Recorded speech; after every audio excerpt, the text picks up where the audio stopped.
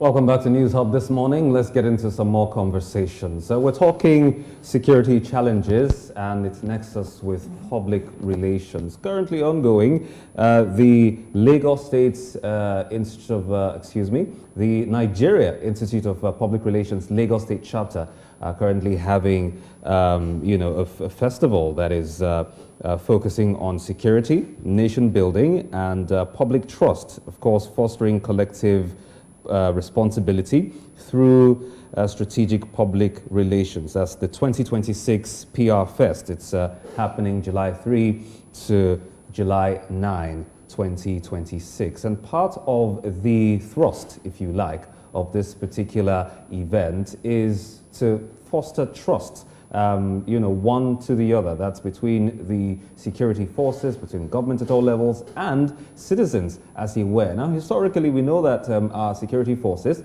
rely more on kinetic, on the kinetic approach to tackling security challenges, and of course, top to bottom information dissemination, which is mostly one way. But what the NIPR is advocating at this point in time is to, foster a healthier, if you like, communication to build that bridge between one and the other, as I mentioned earlier. And to, talk us through more of this is the chairman of the NIPR Lagos State Chapter, Dr. Samuel Ayetutu. He joins us in the studio this morning. Dr. Ayetutu, thank you for joining us on News Hub this morning. Good morning, David. Thank you for having me. Good morning. Welcome to the show.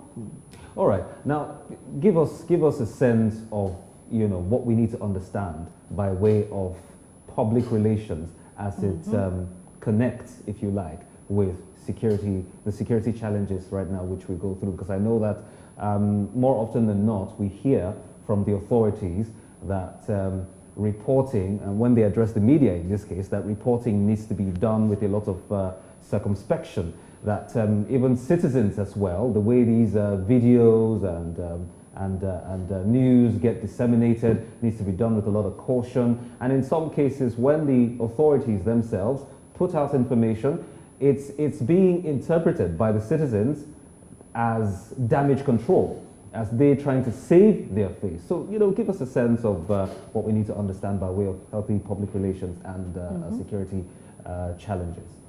All right, thank you very much, David. You have actually laid the foundation upon which the issue of trust rests in the whole matter of dealing with insecurity in any situation, and most especially in our country, Nigeria, at the moment. But let me start by reflecting on the connection between communication and the sorting out ourselves as far as the challenges of insecurity is concerned. In the first place, communication actually pervades every spectrum of our society. There is no aspect of human life that communication does not play a very important role. And because it's about what leads to actions that are either taken or not taken. It's about interpretation of intentions. It's about whether I will suspect or believe you anytime that you talk to me. So, and PR people are in the business of building relationships. Relationships cannot be well built and nurtured if there is no effective communication. They are in the business of managing reputation, managing perception. And that is why for us, communication is different from what an average person assumes that it is. Communication is not just saying something for saying sake. It is about saying something with an intention. So that's why most of the time emphasis is on strategic communication. So when we narrow it down to the issue of security, what do we really have in mind when we talk about strategic communication? It is communicating to ensure that problems are solved rather than being escalated. It's about achieving the set objectives for communicating. So right now we are dealing with a situation where there is mutual distrust between the people who are responsible for managing information as far as insecurity in the country is concerned, and those who are receiving those information. Interestingly, each side of the divide is very critical. See, the security agencies are doing a lot. It's not easy to put one's life on the line, fighting for one's nation and ensuring that the lives and properties of other people are protected.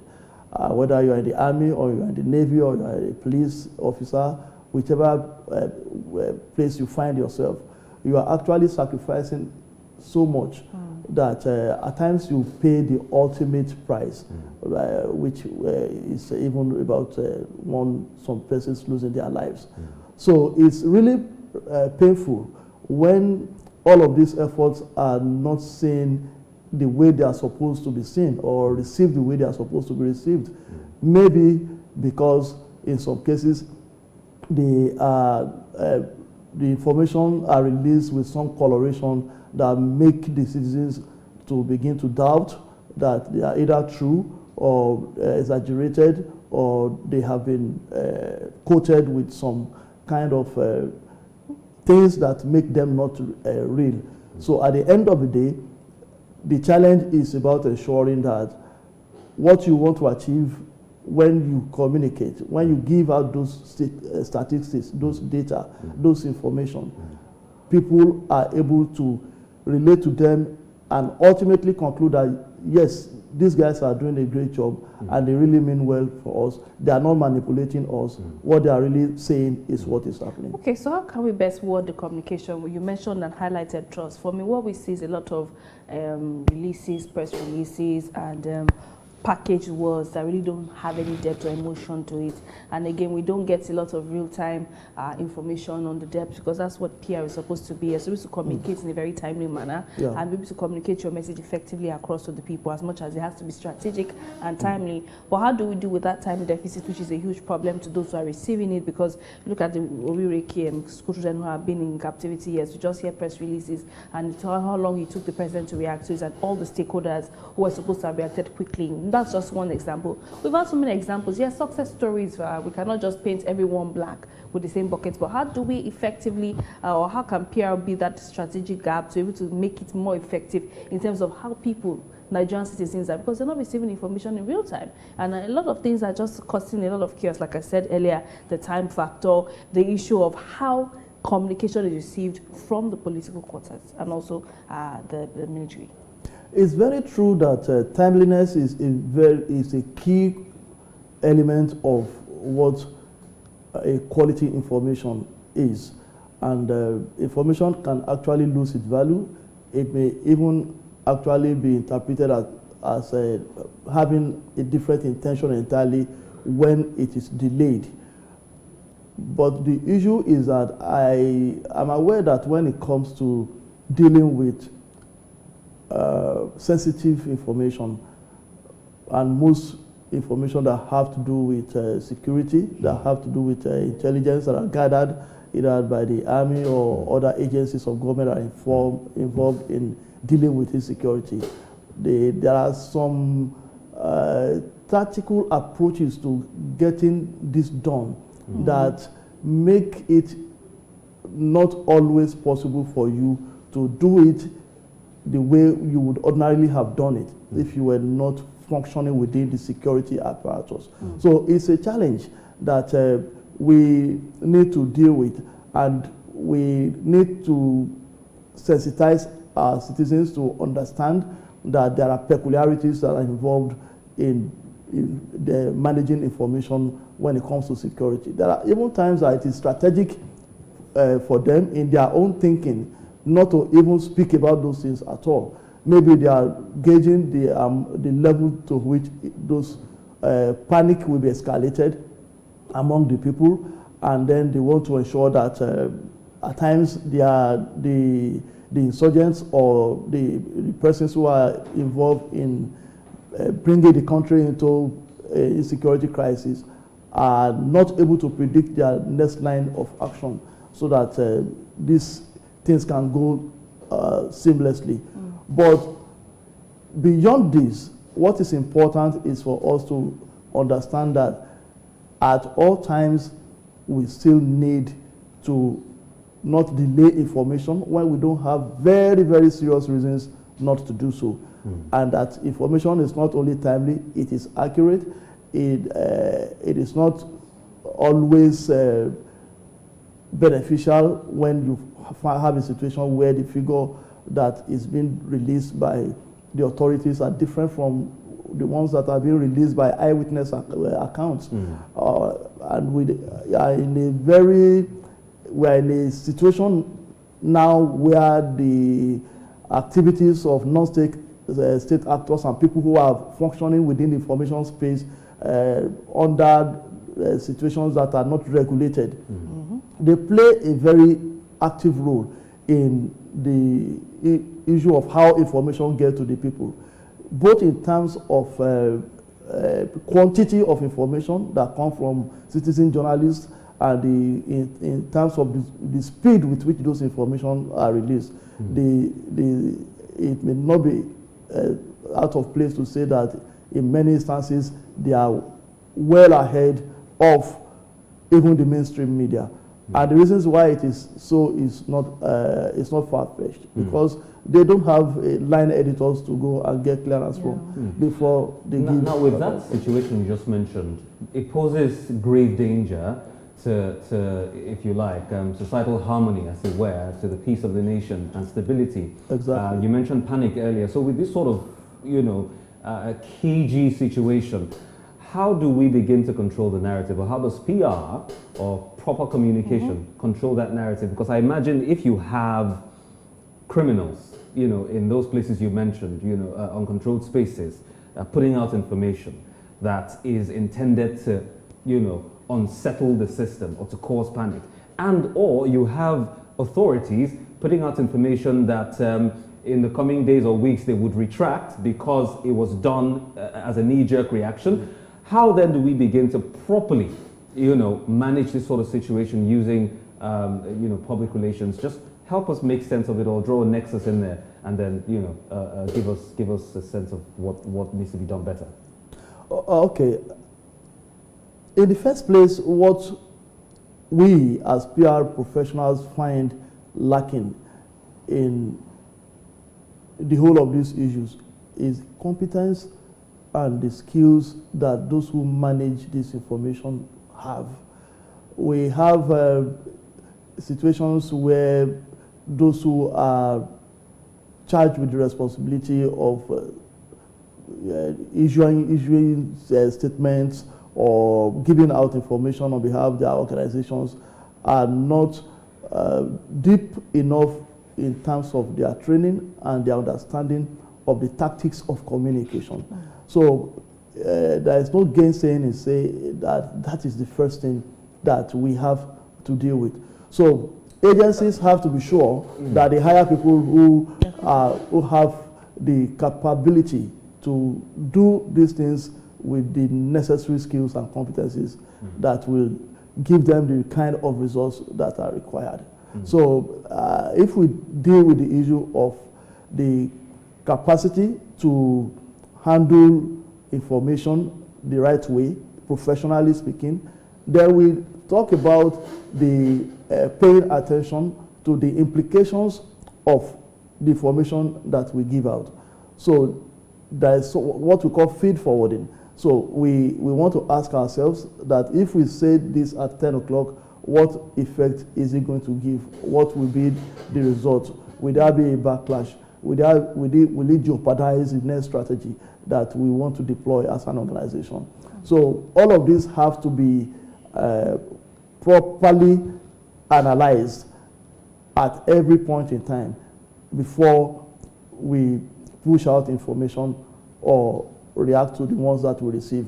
But also of importance is for us to pay attention to the extent to which religious, political, and other undercurrents affect the things that we do. Some of those security operatives are functioning under circumstances that they may not even have the audacity to say in the public. So it's an issue that we have to deal with as a society. I was going to speak about collaboration, communities, because everybody is not a citizen journalist, everybody is not a PR person, everybody now has issue statements on events and happenings. So how best can what you do, especially with the NIPR, not just the NIPR, but every person, how can you help to collaborate, or where does collaboration come in with people? Because everybody now is quick to break the news. You can't verify which is good news, which is bad news, which is the actual reports of what happened. There's a lot of conflicting numbers. As you as a custodian of public relations, what are the ways you are looking to collaborate with both communities, people's security agencies, so that at least you are feeding off different sources of information and not bringing it as one whole? So what we do in NIPR in the first place is to emphasize the need for stakeholders to play their role in the appropriate ways in contributing their own quota to the development of the society from the angle of whichever space they find themselves. So, and we do this through different activities by engaging organizations, especially at topmost level, like I mentioned in the first place, advising them to ensure that they hire people who are competent enough to carry out this function. We have series of programs and activities. One of them is what is happening tomorrow here at Muzon Center from about 10 o'clock, which is the AGM and conference. In our conference, like it was remarked by David at the beginning of the program, we are having a focus on security, nation building, and how to foster communication in such a way that everybody is on the same page as far which direction to go. So, and when we do this, we are carefully selecting the people that are either talking to people or listening to people. Our panel of panelists for tomorrow, for instance, cut across various concerns when it comes to insecurity. We have people who will be talking from the angle of media reportage. We have security agencies themselves, and then we have other key actors in that space. And then, of course, we have endeavored to spread our invitation to also cover many segments within the space of information management, talking specifically about insecurity. So, our belief is that those kinds of efforts, when they are consistent and continuous, will aggregate to helping us to little by little change the narrative and the attitude of our people when it comes to how all of these are done. But of course, it's important to say here again that we need to be able to find a way around dealing with what people who operate within unregulated spaces do with their gadgets. That, to a large extent, is causing some damage to the issue that we have at hand. Okay. I'm equally also concerned, very much so for that matter, about the communication methods or strategies, if you like, by security forces. Yeah. In some cases, you have discordant tunes being sung by these different agencies. You have the you have the DSS singing on key A, you have the police singing on key C, you have the military singing on key F. And I'm wondering, how exactly do we begin to marry these different information or communication methods from these different arms? From your perspective as one who is representing the NIPR, how do we achieve, if you like, a centralized communication structure across the board? Okay, I'm not an operative in the security sector, but I can speak from the angle of public perception relations. And how public relations will relate to this. Because when we look at the issue of synergy, we hear from time to time that the security agencies are operating under some level of synergy. And if there is effective synergy, what that means is that we shouldn't have discordant tunes being sung from one agency to the other.